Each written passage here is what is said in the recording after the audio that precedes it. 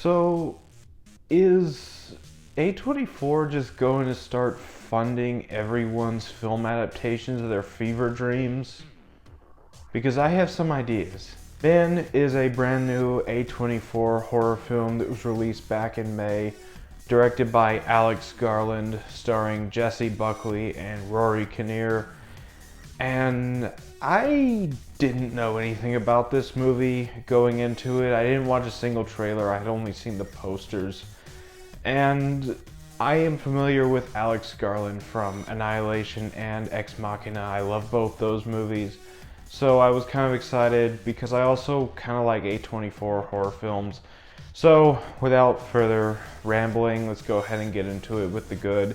And I like quite a few things in this movie. First of all, Jessie Buckley is absolutely terrific in this movie. She gave a great performance.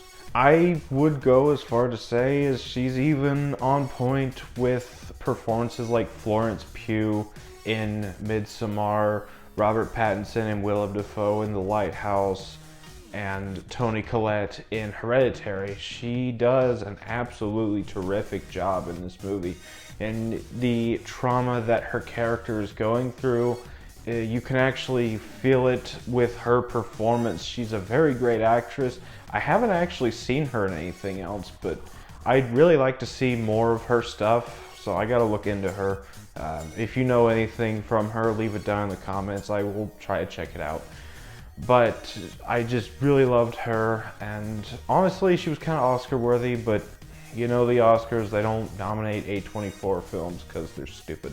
And then the other performance in this movie, Rory Kinnear, I thought he was absolutely terrific as well. He actually plays multiple characters in this movie. He plays basically every male character in the movie, aside from the guy who plays Jessie Buckley's ex-husband, who has a few scenes and he's really good as well. But Rory Kinnear absolutely steals the show. He's so unsettling in every single role that he's in this movie. He's mainly the landlord that Jessie Buckley is renting from on her little getaway. And just from the first scene, you can tell there's something off with this guy because he's asking all these invasive personal questions. And like I said, he's just very unsettling from his very first scene. And then finding out he's playing literally every male character in this movie. Absolutely genius stroke of storytelling from the writer and director here. I just absolutely love that. And he was unsettling more and more with each character that he was shown to be playing, from the priest to a little boy to a police officer to this really weird pagan god. I don't know what that character was, but I just really love Rory Kinnear in this movie. Cannot praise him enough. And aside from the acting, I really love the cinematography in this movie. It's actually quite beautiful. We have some great camera angles, great camera editing, great cuts. And I also really love the atmosphere of this movie. It's very creepy. It builds perfectly. I really love the tension from beginning to end, which I'll get to the end in a little bit. But I did enjoy the building sense of dread going on.